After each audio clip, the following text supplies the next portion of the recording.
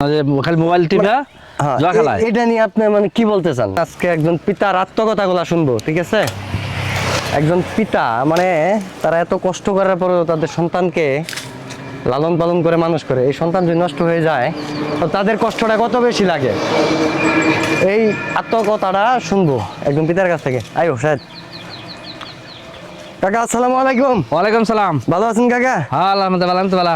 এই তো ভালো। আমি অনেকক্ষণ যাবত দেখতেছি, মানে এইখান থেকে ফলো করতেছি আপনি এই যে মানে এই বয়সে যে এত পরিশ্রম করতেছেন, হ্যাঁ নিশ্চিত এটা তার সংসারের জন্য করতেছে, হ্যাঁ তার ছেলে মেয়ের জন্য করতেছি।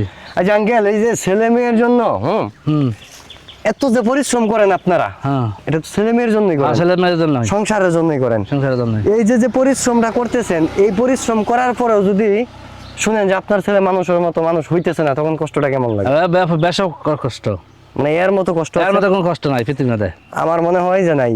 আমাদের মানে যেই কথাটা আমরা আমার বাবাদেরকে বলতে পারি না, যে আসলে আমাকে নিয়ে আমার বাবার কতটুক অনুতপ্ত হয়, এটা আমরা কিন্তু সরাসরি বাবাকে বলতে পারি না। আজকে কি কাকার মাধ্যমে জানবো যে আসলে আমাদের প্রতি আমাদের বাবারা বা আমাদের মায়েরা কতটুকু অসন্তুষ্ট হয়, এই বিষয়টা আজকে জানবো।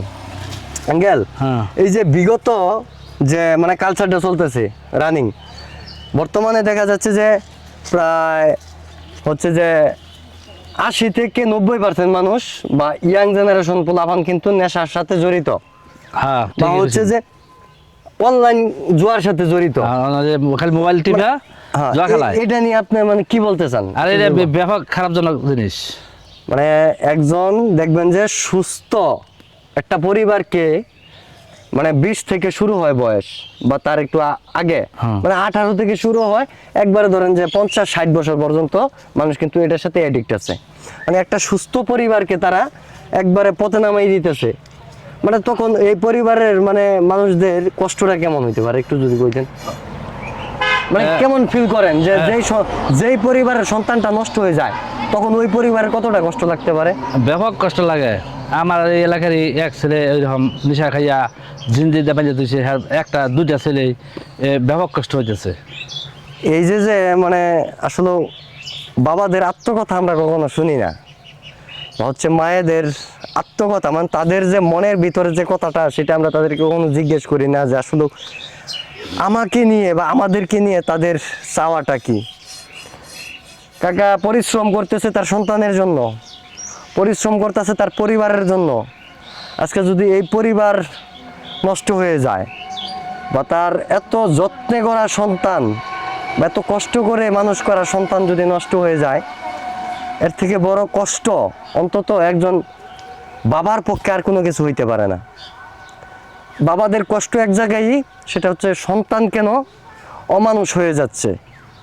আপনি প্রতিনিয়ত ভালোভাবে চলাফেরা করেন, আপনি মাসে 50,000 টাকা ইনকাম করেন, আপনি 50,000 টাকায় খান। একটা বাবা মা যতদিন সুস্থ আছে তারা এই যে কাজ করে খাইতে পারতেছে। আমারও তো ঠিক মনে হয় আঙ্কেল যেরকম কাজ করতে পারতেছে, কারণ আঙ্কেলের একটা ছেলে যদি মাসে 50,000 টাকা ইনকাম করিয়া আঙ্কেলকে 1 টাকাও না দেয়, সেই ছেলে যদি নিজের পায়ে দাঁড়ানোর জন্য রাস্তা তৈরি করে বা সফল হওয়ার জন্য সেই টাকা মানে ব্যয় করে, আমার মনে হয় না যে আঙ্কেলের কোনো মানে থাকবো, অভিযোগ থাকবো তার প্রতি। না, কোনো অভিযোগ নাই। আছে সন্তানের উপরে কোনো বড় সুখ আছে? না না, সন্তানের সুখী বড় সুখ, বড় সুখ। আমি প্রত্যেককে একটা মেসেজ দিতে চাই, আমরা মানে আমাদের বাবা মার দ্বারা অনেকের সম্ভব হয় না তাদের আত্মকথা জানার জন্য।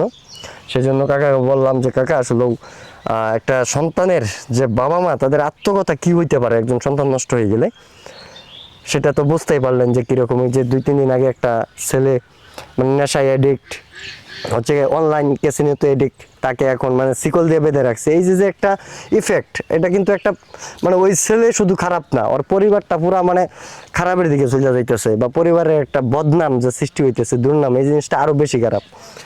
এখান থেকে আমাদের শিক্ষা নেওয়া দরকার কাকা, প্রত্যেকটা সন্তানের সবাই শিক্ষা নেওয়া দরকার। এই যে আপনারা এত পরিশ্রম করতেছেন, বা হচ্ছে যে আমার বাবাও তো আপনার মতো অনেক পরিশ্রম করতেছে, বা আদার্স যে মানুষ আছে তাদের বাবাও কিন্তু এরকম পরিশ্রম করতেছে।